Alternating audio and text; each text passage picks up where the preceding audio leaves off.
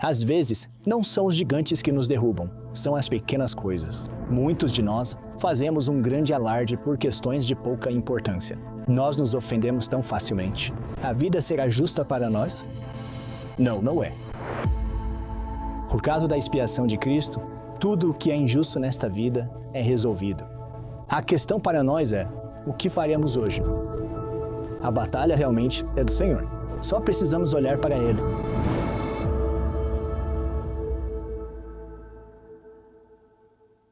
Então, nas próximas 2 aulas, vamos olhar para a vida de Davi. Sua história é tão épica que a Amazon está fazendo uma série de várias temporadas sobre ela chamada A Casa de Davi. E eu realmente estou gostando muito. A história de Davi na Bíblia tem 43 capítulos, de 1 Samuel 16 até 1 Reis 2. E é interessante, este é o relato mais longo, relato histórico de uma única vida na literatura do Antigo Oriente Próximo. Deus realmente quer que aprendamos com Davi. Mas há um problema, porque há 43 capítulos sobre a vida de Davi, e apenas por questão de conveniência e necessidade de cobrir muito texto, os capítulos do Vem e Segue-me incluem apenas 10 dos 43 capítulos da vida de Davi. Então, a menos que você leia todo o relato, você vai perder muitos subenredos e detalhes interessantes que eu acho que você não vai querer perder. Então eu quero começar com um convite.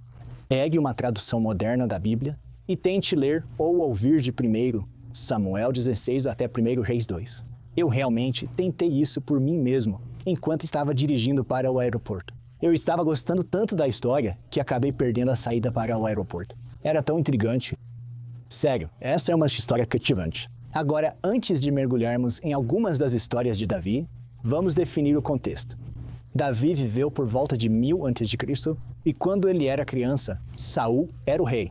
Mais tarde, quando Davi se tornar rei, ele solidificará a unificação das 12 tribos de Israel e também capturará Jerusalém. É sob Davi que Jerusalém se torna a capital política e espiritual do povo de Deus. Agora, como há 43 capítulos, não teremos tempo para falar sobre todos os aspectos da vida de Davi. Mas hoje, vamos nos concentrar em 4 histórias. Algumas das quais são bem conhecidas e outras que você talvez nunca tenha ouvido falar antes. São elas: Davi e Golias, Davi e Mical, Davi e Abigail, e Davi e Jonatas. Então vamos começar com Davi e Golias. Esta é provavelmente a história mais conhecida relacionada a Davi. Acho que estamos familiarizados com a cena. Os filisteus vieram atacar os israelitas e, em vez de todos entrarem em combate corpo a corpo, um gigante chamado Golias ofereceu um desafio. Ele disse aos israelitas: escolham um homem para lutar comigo. Se ele puder lutar e vencer-me, nós seremos seus escravos. Todavia, se eu o vencer e o puser fora de combate, vocês serão nossos escravos e nos servirão. Parece uma ótima maneira de evitar muito derramamento de sangue, mas há um problema. Golias é enorme. Lemos que Golias tinha 6 côvados e 1 palmo, o que equivale a cerca de 2 metros e 90 centímetros de altura. Agora, um desvio nerd rápido. O Antigo Testamento vem do texto massorético, que, se você se lembra da nossa primeira aula, é uma versão hebraica do Antigo Testamento, datada de cerca do ano 1021 d.C. Então, o texto massorético diz que Golias tinha 6 côvados e 1 palmo. Mas em algumas traduções da Bíblia, você pode ler que Golias tinha uma altura diferente. Isso porque a Septuaginta, que é a tradução grega do hebraico, diz que Golias tinha 4 côvados e 1 palmo, cerca de 2 metros e 6 centímetros de altura.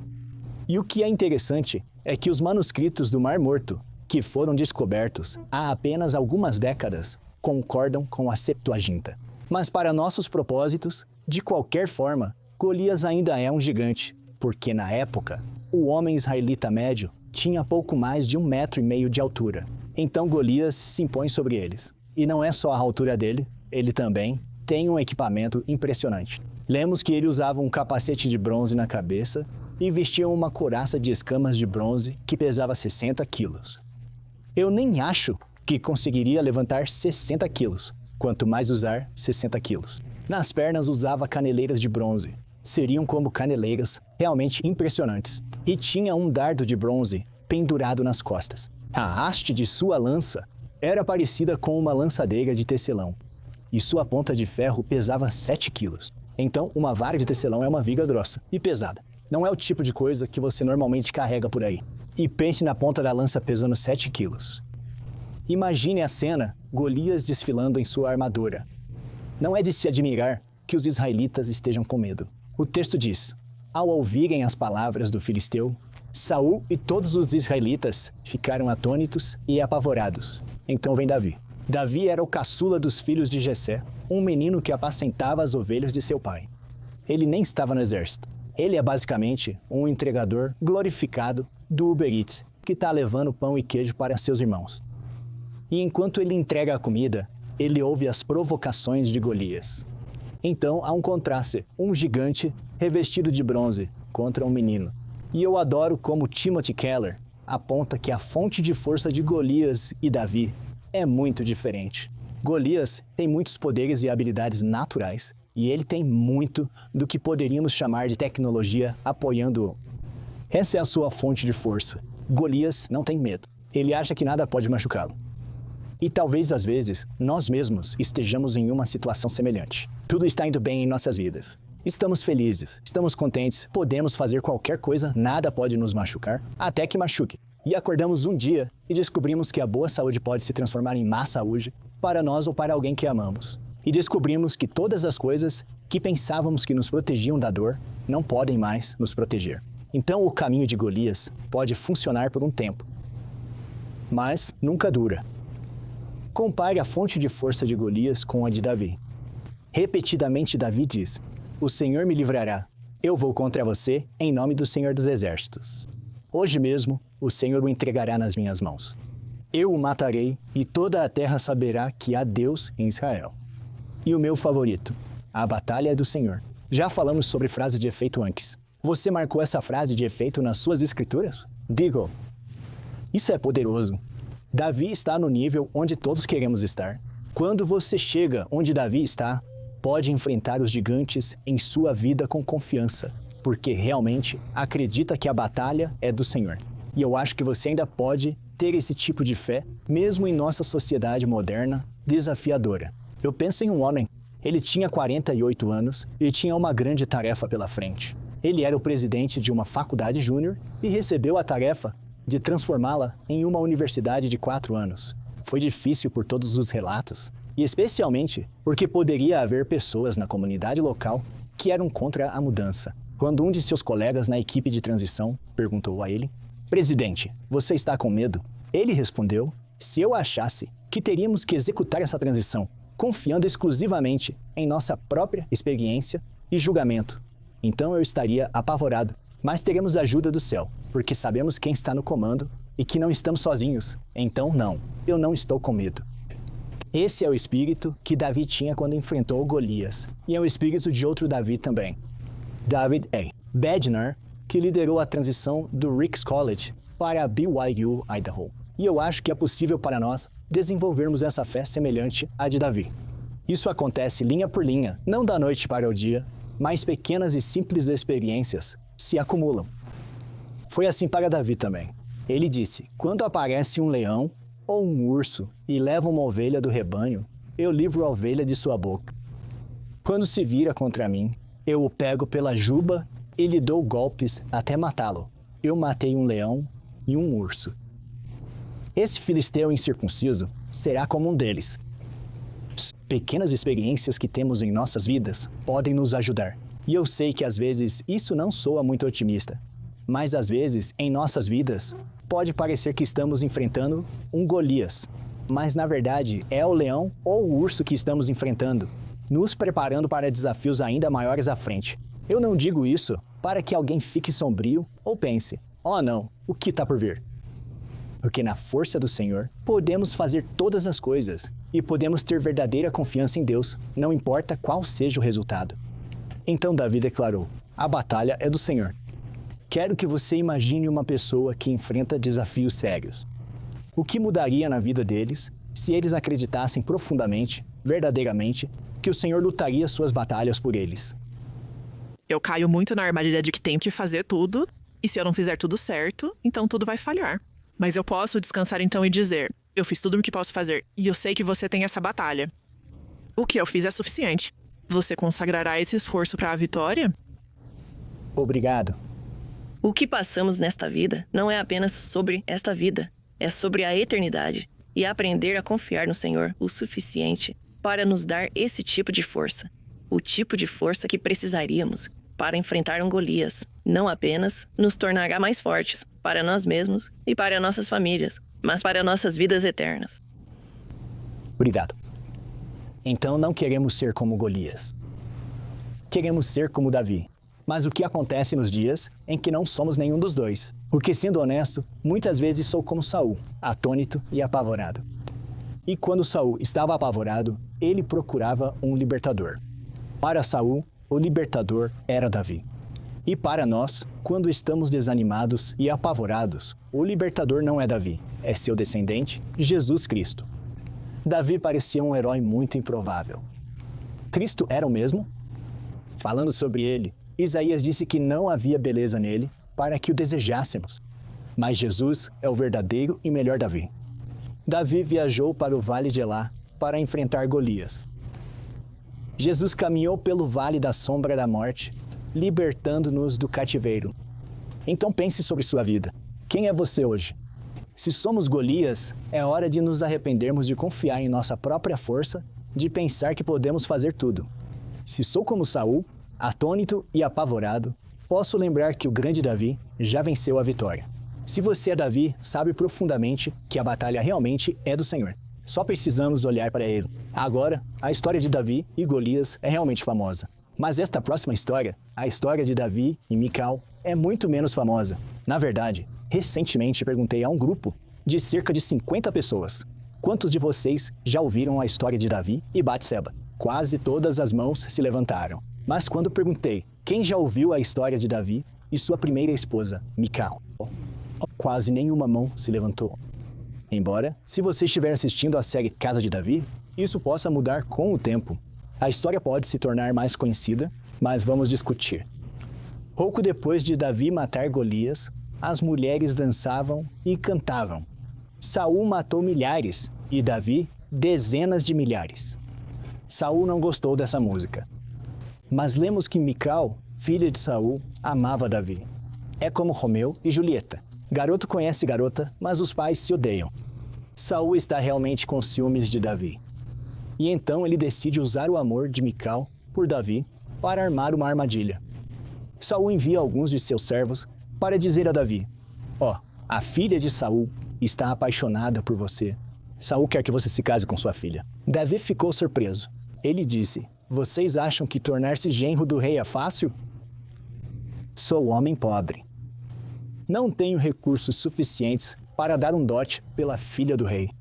Isso fazia parte do plano de Saul. Saul disse aos servos para dizerem a Davi que o rei não quer outro preço pela noiva além de 100 prepúcios de filisteus, para vingar-se de seus inimigos. Então o plano de Saul é que Davi saia, ataque os filisteus, Davi seja morto, problema resolvido. Mas em vez disso, lemos que Davi e seus soldados saíram e mataram 200 filisteus. Ele trouxe os prepúcios e apresentou-os ao rei.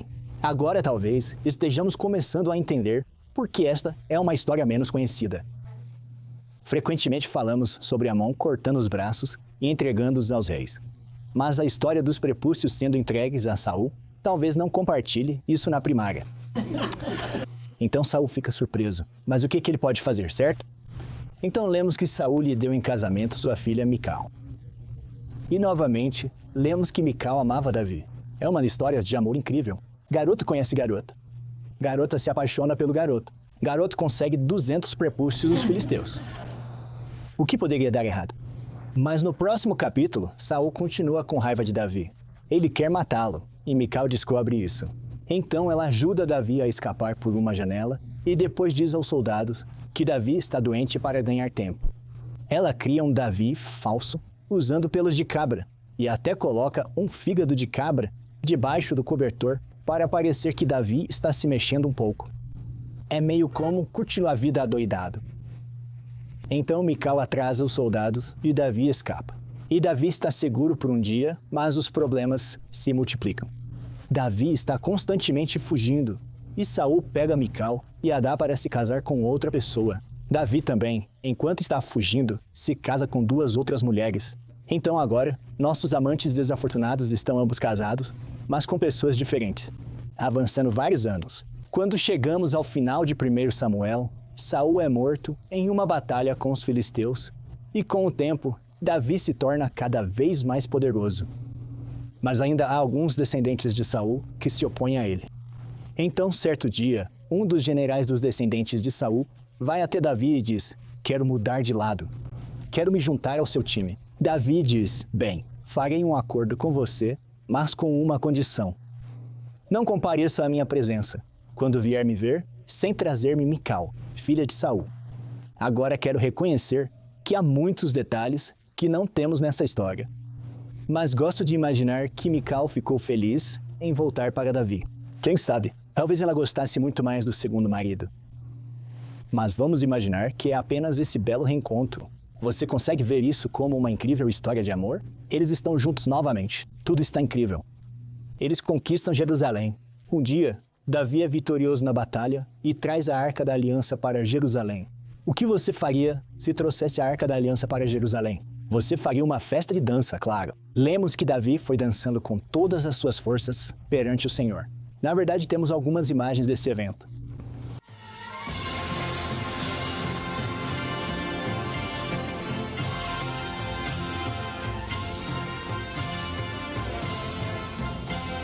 Agora, se você está pensando bem, isso parece um filme incrível. Eu gostaria de poder assistir tudo. Desejo concedido. Eu coloquei o link no site do curso. Na verdade, há vários filmes sobre Davi. E se você está se perguntando, Davi estava realmente dançando de cueca? Provavelmente não, mas havia definitivamente algo estranho em sua dança.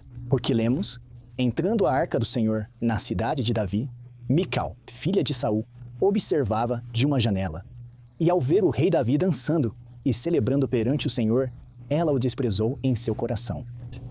Então, como veremos em um momento, Mical sentiu que Davi estava sendo imodesto em sua dança. Então, na minha mente, imagino Davi voltando para casa para abençoar sua família. Ele está tão feliz. Ele está tipo: "Ei, pessoal, estou em casa. Tudo está ótimo."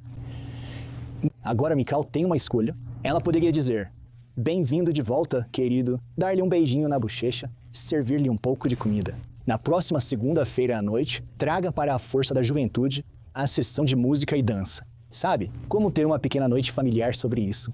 Ela poderia ter feito isso, mas em vez disso, ela sai atacando. Como o rei de Israel se destacou hoje, tirando o manto na frente das escravas de seus servos como um homem vulgar.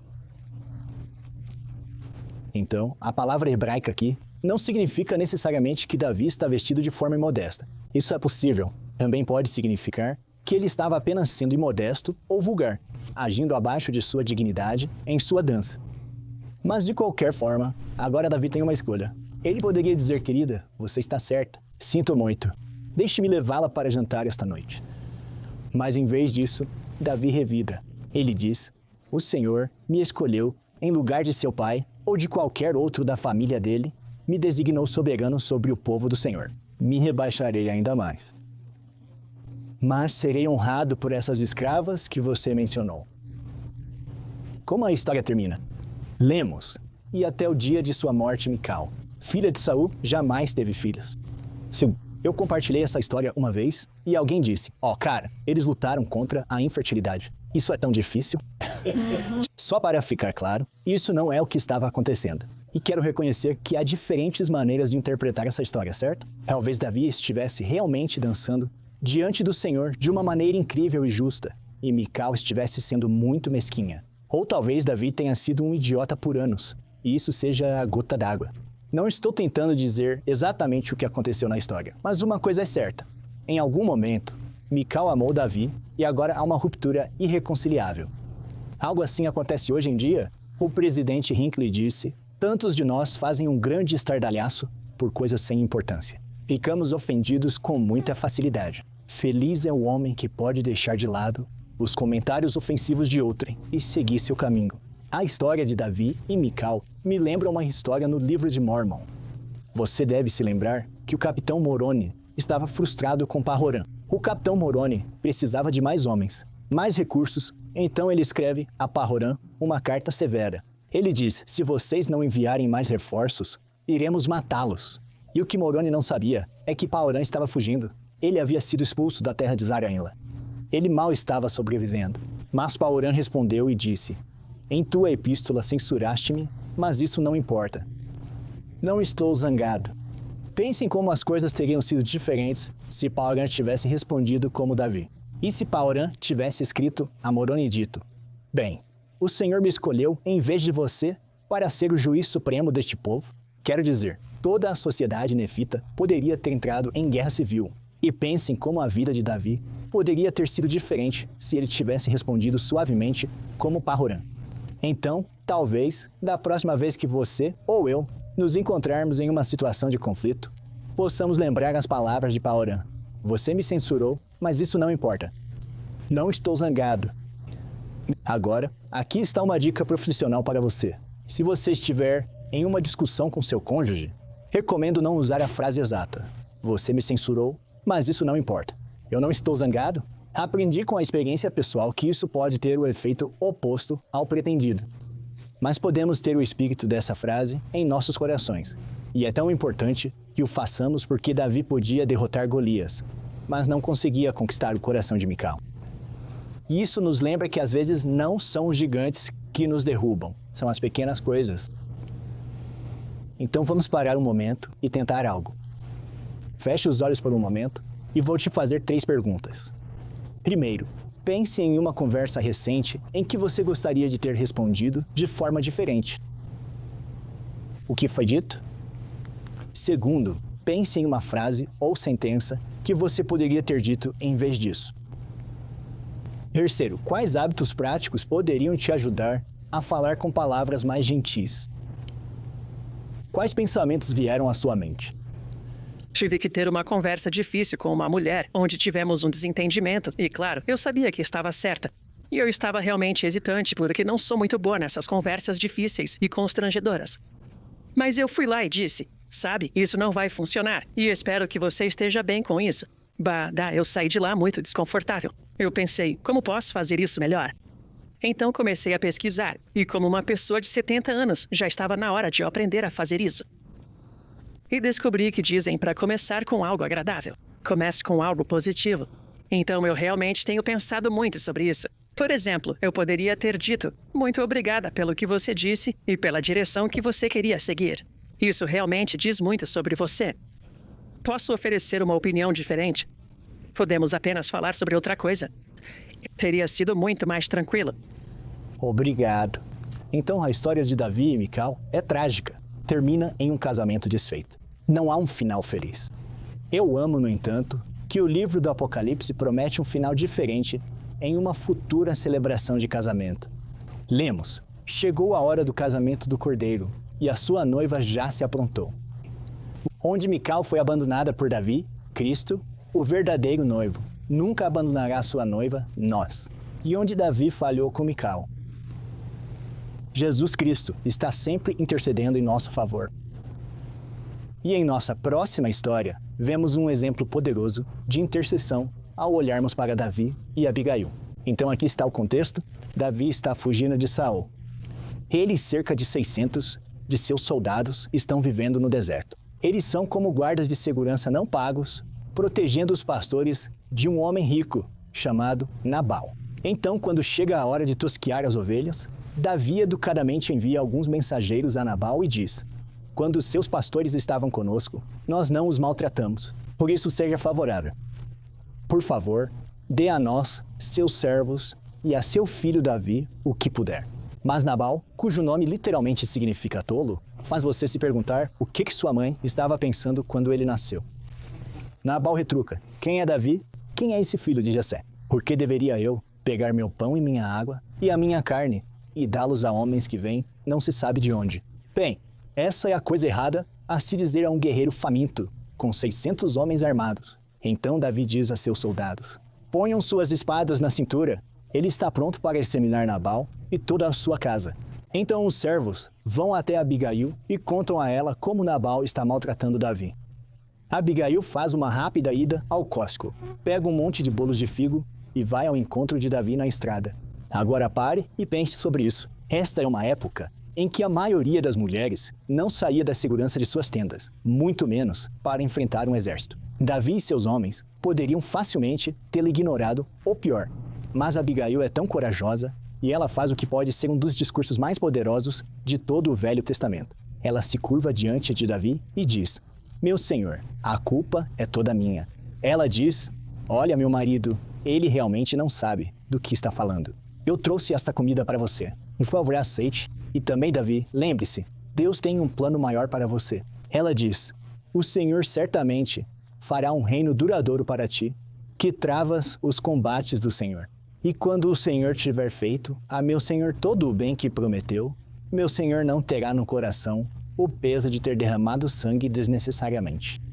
Então Abigail diz: "Não estrague seu futuro por causa de um tolo, Davi. Você vai se arrepender. Você tem um reino vindo em sua direção." E Davi ouve. Ele abaixa sua espada e diz a Abigail: "Seja você abençoada pelo seu bom senso e por evitar que eu hoje derrame sangue." Em outras palavras, Abigail, obrigado por me salvar de mim mesmo. Sua intercessão fez toda a diferença. Então Abigail volta para casa. Nabal, claro, está bêbado. Quando ele fica sóbrio, ela conta a ele o que fez, e a escritura diz que o coração de Nabal se transforma em pedra, e ele falece. Então, quando Davi ouve que Nabal está morto, ele escreve para Abigail e diz: "Ei, você quer se casar?" E ela aceita. Então passamos de um quase desastre para o casamento em apenas um capítulo. É quase como provo. Então, o que aprendemos com a história de Abigail? Primeiro, o provérbio diz: "A resposta calma desvia a fúria." Abigail simplesmente exemplifica como isso é. Mas ela não nos mostra apenas o tato humano. Ela nos aponta para Jesus. Observe que Abigail disse: "Meu senhor, a culpa é toda minha." Abigail tinha feito algo errado? Não. Ela assume uma culpa que não era dela, assim como Jesus mesmo levou em seu corpo os nossos pecados sobre o madeiro. O que Abigail fez é chamado de intercessão. Intercessão é quando há uma mediação entre duas partes. Você está tentando promover a reconciliação. Uma pessoa entra na brecha para fazer a diferença, para criar uma ponte entre duas partes em desacordo. Abigail intercede pela casa de Nabal, mesmo que Nabal seja um tolo, e Jesus Cristo intercede por nós, mesmo quando ainda somos pecadores.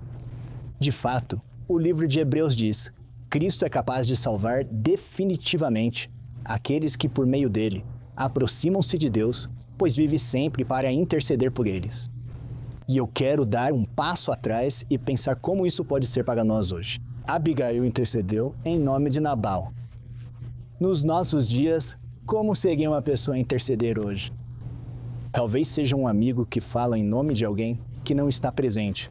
Ou talvez seja um pai que está orando por um filho em dificuldade. Talvez seja a pessoa que fica quieta em vez de revidar com um comentário cortante. Quando intercedemos por outros, estamos sendo como Abigail. Estamos sendo como Cristo. Agora, isso nos leva à história de Davi e Jonatas. E essa pode ser a maior história de amizade em toda a Escritura. Mas os dois não estavam destinados a serem amigos. Lembre-se, à medida que Davi começa a ganhar destaque, Saul fica com ciúmes e o odeia. Jonatas é filho de Saul, então Jonatas é o próximo na linha de sucessão ao trono. Quando Davi aparece, isso não apenas ameaça Saul, mas também ameaça Jonatas. Jonatas poderia ter seguido o caminho de Saul, ficado com ciúmes, tentado matar Davi, mas ele não fez isso. Em vez disso, surgiu tão grande amizade entre Jonatas e Davi que Jonatas tornou-se o seu melhor amigo. E Jonatas fez um acordo de amizade com Davi, pois se tornara o seu melhor amigo. É tão terno. E veja o que acontece a seguir. Jonatas tirou o manto que estava vestindo e o deu a Davi, com sua túnica e até sua espada. Simbolicamente, Jonatas está dizendo: eu reconheço que você é o verdadeiro rei de Israel. Eu entrego todo o meu poder, toda a minha autoridade, eu dou a você. Você assume o trono, Davi, não eu. E Jonatas manteve-se fiel a esse pacto. Uma vez eles estavam jantando em família. Davi estava ausente e Jonatas estava tentando encobri-lo. Saul ficou tão bravo com Jonatas que disse: filho de uma mulher perversa e rebelde. Será que eu não sei que você tem apoiado o filho de Jessé para a sua própria vergonha e para a vergonha daquela que o deu à luz? Enquanto Davi viver, nem você, nem seu reino serão estabelecidos. Agora mande chamá-lo e traga-o a mim, pois ele deve morrer. Jonatas respondeu, por que ele deve morrer? O que ele fez? Saul estava tão furioso que atirou sua lança contra Jonatas para matá-lo. Este é um jantar de família bastante disfuncional aqui. Mas mesmo com tudo isso, Jonatas não desiste de Davi. Davi está fugindo. Ele está tentando evitar Saul. Jonatas descobre onde Davi está e vai ao seu encontro. Observe este belo versículo. Jonatas foi falar com Davi e o ajudou a encontrar forças em Deus. Isso é amizade verdadeira. É assim que você sabe se alguém é realmente um bom amigo, porque eles te fortalecem no Senhor. Jonatas disse, não tenha medo, meu pai não porá as mãos em você. Você será rei de Israel e eu lhe serei o segundo em comando. Agora pense nessa frase, eu serei o segundo em comando. Os dois fizeram um acordo perante o Senhor, e essa é a última vez que Davi e Jonatas se verão na mortalidade. Davi vai continuar fugindo nas margens. Jonatas morrerá em uma batalha com os filisteus. Agora, se esta fosse apenas uma história de grande amizade, já valeria a pena falar sobre ela. Existem tantas lições incríveis. Seja um bom amigo. Seja o tipo de amigo que fortalece os outros em Deus. Mas esta é mais do que uma história apenas de amizade. Você já viu isso? Você já viu as conexões com Cristo? Jonatas tirou o manto que estava vestindo e o deu a Davi com sua túnica e até sua espada.